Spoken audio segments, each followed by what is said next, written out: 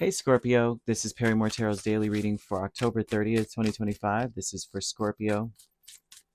Last shuffle is coming out for Scorpio. Let's see what's going on. Milestone and loving woman here. Okay.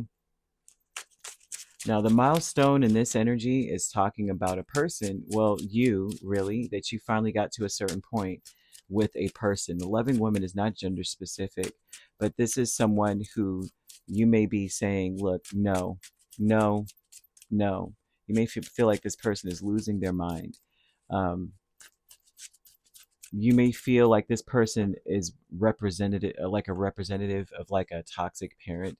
You could have had like either they had toxic parents or you did. You know what I mean? And they may represent this for you.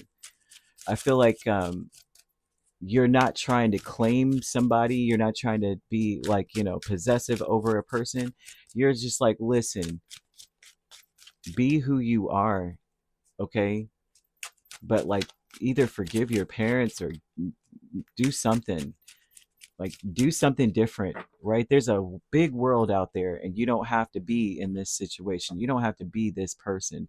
I feel like whoever this person is, they blame everything on something else or someone else. The milestone for you is Nine of Wands, King of Pentacles, Knight of Cups, and Ace of Pentacles.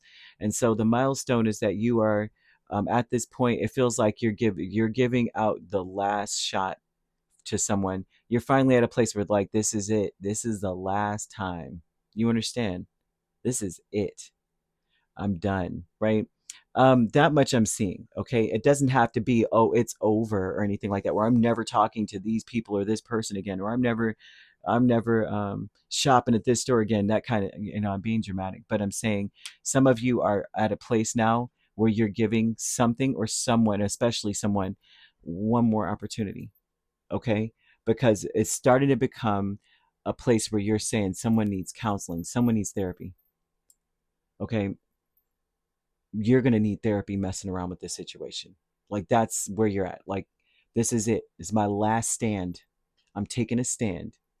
I feel like right now, you're trying, you could be, if you're not, you're going to reach a point where you are going to attempt a new approach to um, get something out of the situation. Whatever it is that you've been fighting for or working hard towards, you're going to give it one last shot. The loving woman with the Eight of Wands and the Nine of Wands tells me that this person acts and communicates off of a place of hurt. This is someone that may be causing PTSD in another person, but they also may be suffering from something as well. They need to get over what their parents have done to them or didn't do for them or didn't say or said or whatever.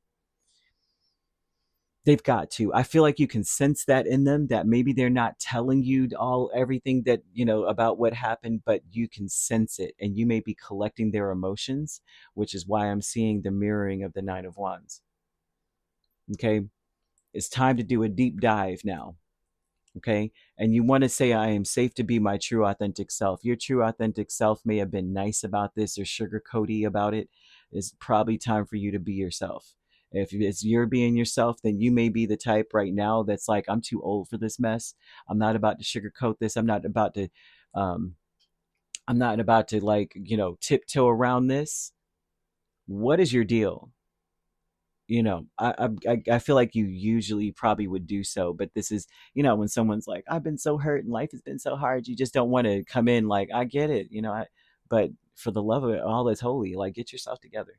Um, I feel like you need to focus on your own self. Like you need to be your first priority.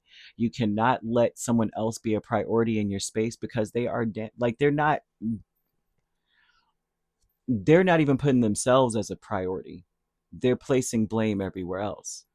So that means that other things, other people have a priority over them. You know what I mean? It could be, and it's not gender specific, but anytime you start blaming everybody for where you are, you're not even prioritizing yourself here.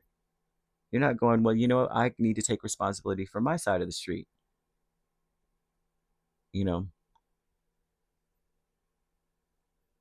I need to take responsibility for my grass, the water, what I've got going on. They're blaming everybody else for why their grass is dying because they didn't water their grass. They're staring at everyone watering theirs. And so they're looking at you And I feel that you're probably starting to get to that point with them. They're rubbing off on you a little bit, because it feels like they're not able to see anything else. I don't know. They're giving me that this person is not able to see anything else. Um, you can feel it. They're showing you being empathetic, but they're showing you collecting the emotions of others. So their emotions may rub off on you. But I think you need to let there be closeness here, but you're not claiming their mess. You're just allowing them to be in it, and you're just giving your support when necessary. But I feel like you need to look into your Saturn returns, and basically that's where Saturn was when you were born. It returns back to that placement, and typically that happens about every 27 years.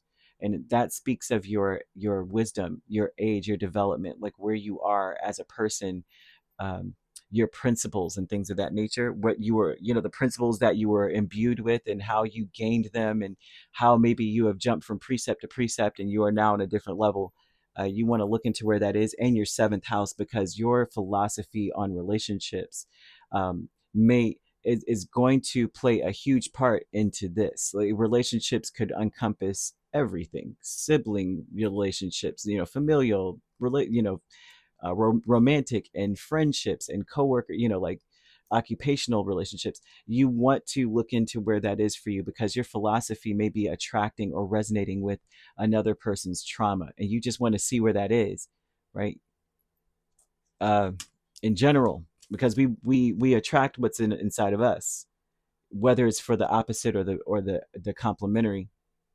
you know Transformation is the seven of cups and the three of swords, and so this is about, you are changing. This is a person who is changing, but it feels like you are no longer confused about what makes you happy at all. You may feel in so many ways like, I need to take accountability for why I'm not happy in life. And I feel that, this person may have had this bad habit of blaming other people, and you may have adopted that, like, I'm not happy because they didn't do this or that. And spirit's like, no, we got to take accountability for where we are, right? I am safe to be my true authentic self, which means that I am my authentic self, knows what makes me happy. Therefore, if I'm choosing things and it's confusing, it's not actually saying happy on the board. Why was I, you know, choosing? So, you know what I mean? And we're transforming. We're saying, I don't want to be confused. I want my life to feel like a fantasy, not like I'm in a fantasy world in some place that, like in the world of my imagination over here, but I'm in a real place where I look around and I can't believe this is real. This is amazing. You're transforming into that, instead of being like, I'm so sad because I'm confused. Now it's like, wow, I can't believe I'm here. You're changing. You're getting to that place. I feel like you're giving to self now, or you need to be giving to self now. They want you to ground yourself, and grounding yourself is about knowing the facts of who you are and what you want. Nobody can shake these unshakable facts. I am Scorpio. Nobody could tell you otherwise. You know that you are. That's where you are. You know your name. Your name is this, and there's no one. You know what I mean?